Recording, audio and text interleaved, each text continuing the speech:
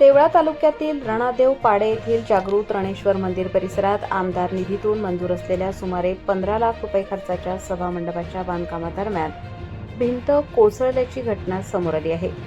बांधकाम पूर्ण होण्यापूर्वीच भिंत कोसळल्याने कामाच्या दर्जावर आणि बांधकामाच्या देखरेखीवर प्रश्नचिन्ह निर्माण झाले आहे। या संदर्भात काही स्थानिक नागरिकांनी नाव जाहीर न करण्याच्या अटीवर फोन व व्हॉट्सअॅपद्वारे व्हिडिओ तसेच माहिती पाठवून या प्रकाराची दखल घेण्याची विनंती केली होती। त्यानंतर घटनास्थळी प्रत्यक्ष पाहणी केली असता सभामंडपासाठी उभारण्यात आलेली अंदाजे 6 ते 7 फूट उंच भिंत बांधकाम सुरू असतानाच कोसळल्याचे निदर्शनास आले।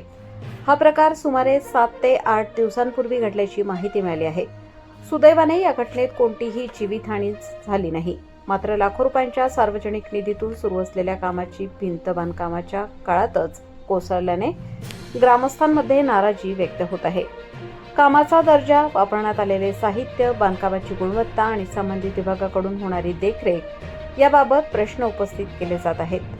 स्थानिक नागरिकांनी या संपूर्ण बांधकामाची तज्ज्ञांकडून तांत्रिक तपासणी करण्यात यावी, तसेच दोष आढळल्यास संबंधितांवर नियमानुसार कारवाई करून दर्जेदार काम करून द्यावे अशी मागणी केली आहे।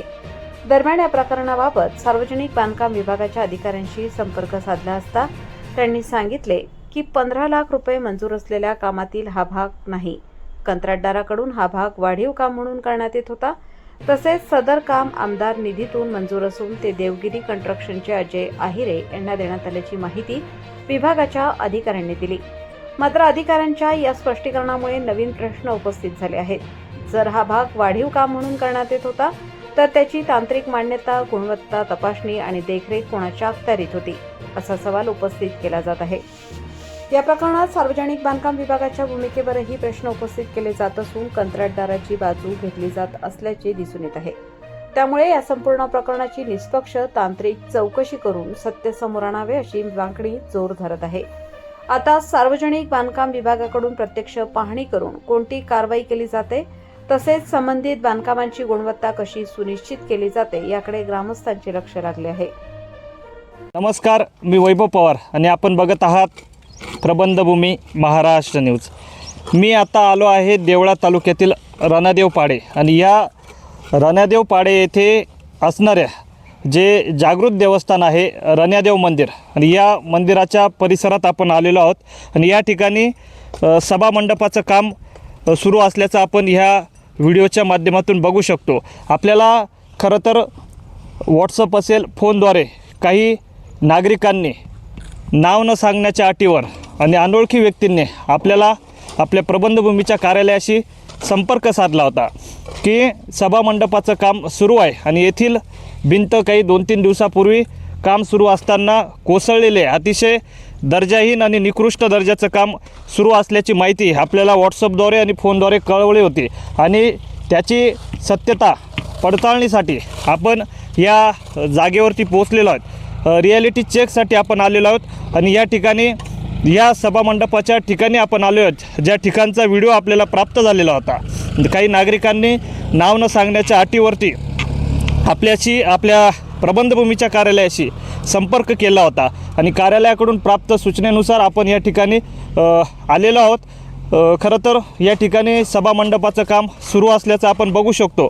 मात्र जे भिंत कोसळल्याची जी तक्रार आपल्याकडे आली होती, जो व्हिडिओ आपल्याला आलेला होता, आपण बघू शकतो हे काम आत्ताच सुरू असल्याचं या ठिकाणी दिसून येत आहे आणि ह्या ज्या विटा या ठिकाणी पडलेल्या आहेत, हे बांधकाम झालेल्या विटा या ठिकाणी बांधकाम कोसळल्यामुळे या ठिकाणी विटांचा खच आपल्याला दिसून येत आहे।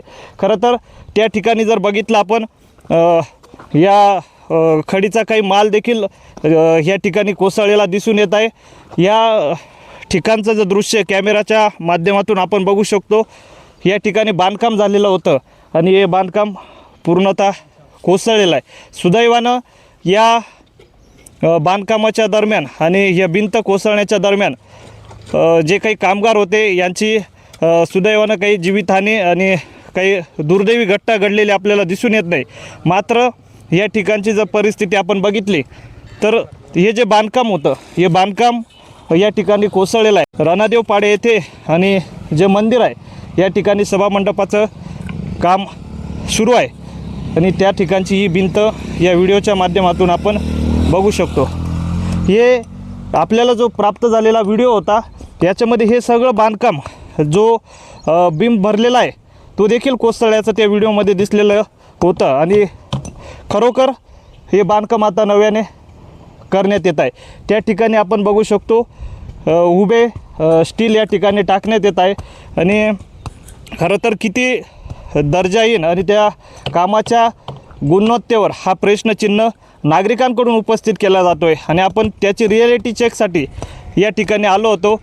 हे काम नेमकं त्या ठिकाणी आपण बघू शकतो ते जे बांधकाम झालेलं जी भिंत होती ती भिंत कोसळल्यामुळे ज्या विटा होत्या या विटा या ठिकाणी देखील पडलेला आपण मोठ्या प्रमाणात आपल्याला या विटा आढळून येत आहेत।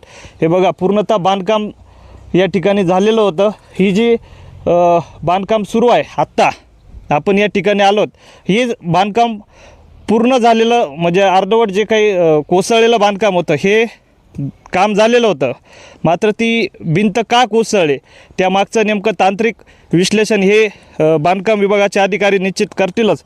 मात्र अशा पद्धतीने जर बांधकाम सुरू असतानाच होत असेल तर हे काम पूर्ण झाल्यानंतर त्याची काय परिस्थिती भविष्यात उद्भवू शकते हा देखील मोठा प्रश्नचिन्ह निर्माण होत आहे। आपण या ठिकाणी आलो होतो आणि नागरिकांच्या ज्या तक्रारी होत्या या अनुषंगाने आपण आणि आपल्याकडे फोनद्वारे आणि व्हॉट्सअपद्वारे ज्या तक्रारी प्राप्त झालेल्या होत्या त्याची सत्यता पडताळणीसाठी आपण आलो होतो।